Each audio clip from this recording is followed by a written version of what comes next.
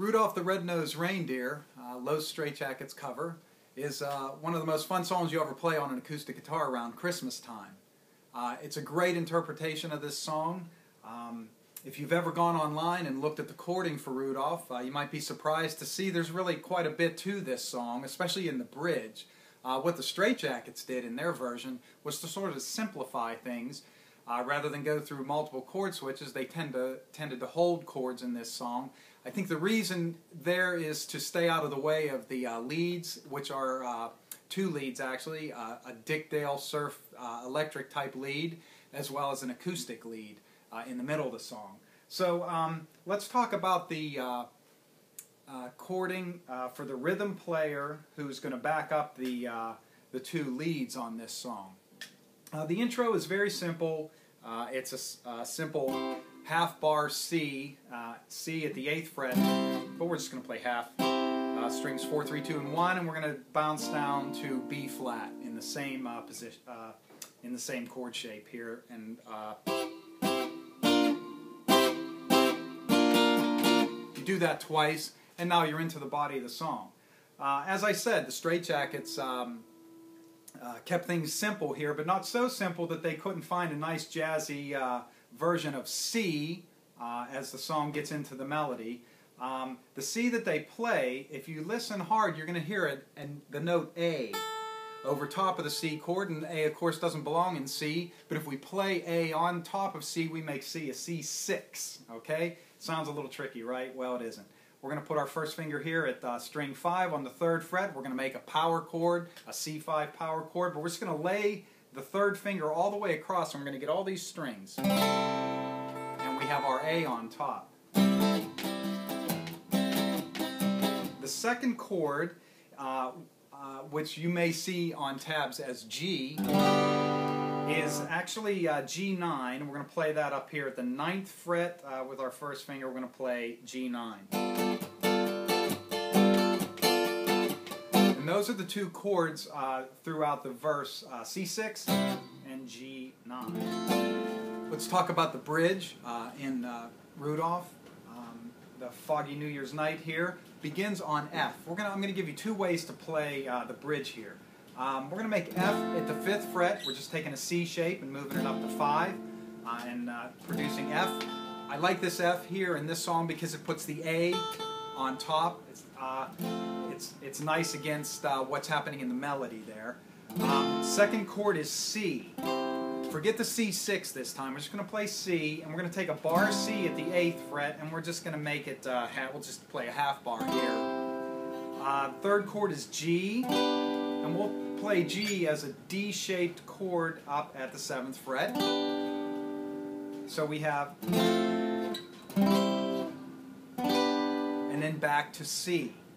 And now back to G. Now here's where things get a little different. If you go online and look at tab, you're going to see a lot of chord changes in this progression here in the bridge that the Straightjackets don't do. They hold the G until they move to the diminished 7, which is essential in this song, and nobody should have cut this chord out.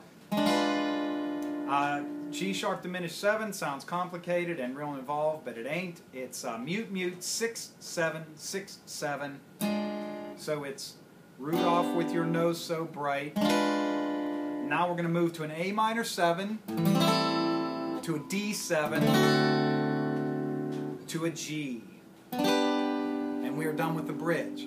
In the lower, if you want to play this from the lower, you're going to play F, C, G, C, G. Now our G sharp diminished 7 in this case will be here.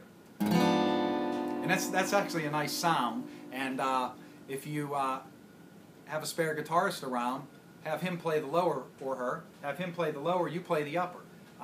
This G sharp diminished 7 in this case is 4, mute, 3, 4, 3.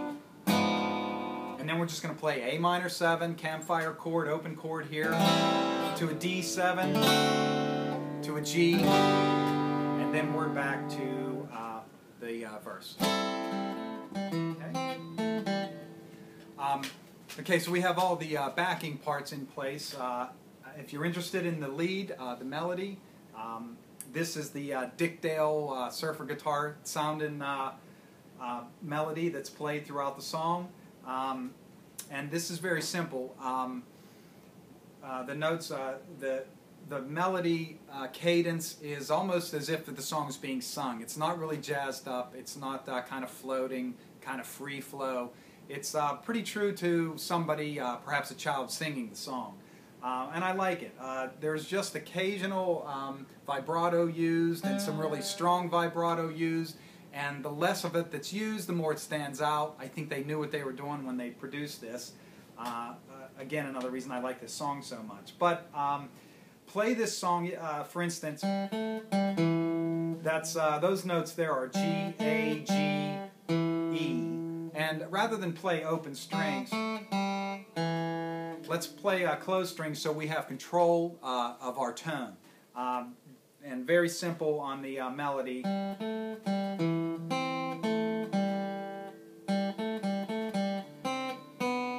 That's actually a slide down. And then we're going to go to F. This B, A, G, play on one string. I believe that's the best way to accomplish that.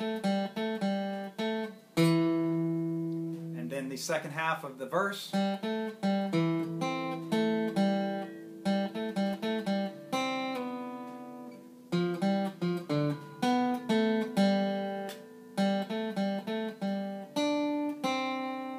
Okay, there you are. Now, into the bridge. The bridge melody starts on A. There's our F. This little walk up, we're going to move, rather than start on the first finger, let's move down to the second finger so we have real good form here, and we're going to play. That's just the way you would play a scale in this position. You're at the C, and then you're back to the melody in the verse. The solo to Los Straightjackets, Rudolph the Red-Nosed Reindeer, in the middle of the song is played on an acoustic guitar. It is the key element of this song. It's what sets it apart from what is otherwise a fairly straightforward and sort of blocky interpretation of Rudolph. But the acoustic solo, it's a surprise when you hear it. It's just not what you're expecting. You're coming out of this Dick Dale surfer guitar melody thing with a pretty basic cowbell percussion laid down behind it, and then all of a sudden somebody's wailing on the acoustic guitar. The solo is, let's just get into it here. It's just a arpeggio on our C bar. Slide up to E.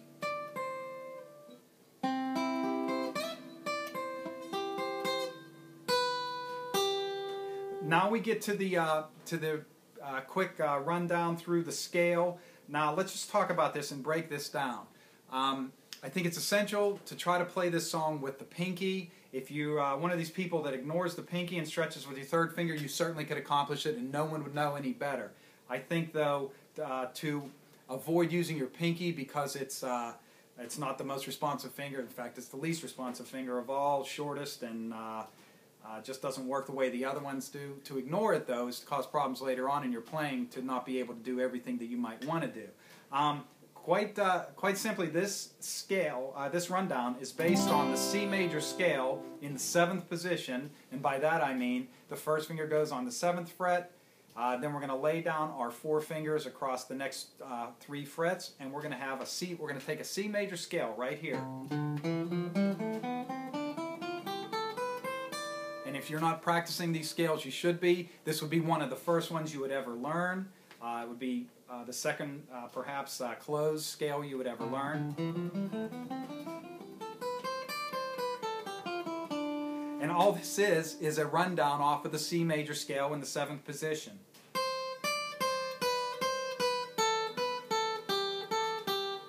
That's it. And all those notes are what we just played in that C major scale.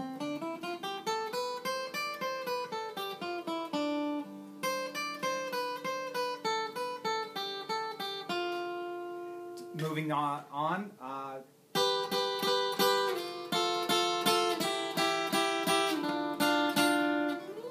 slide up to C, and then do this little riff right here.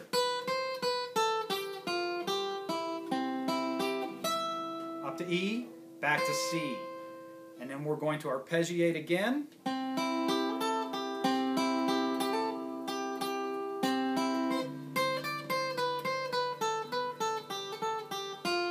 This last run is a little bit different. Start here at 6, 7.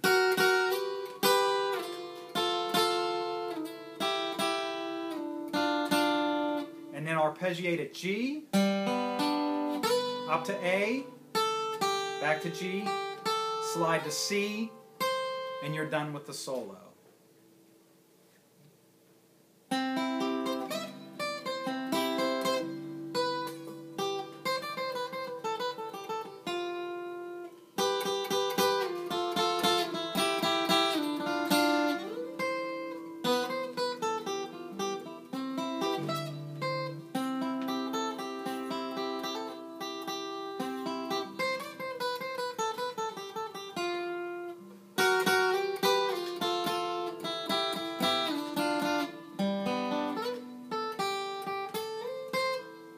And that's it.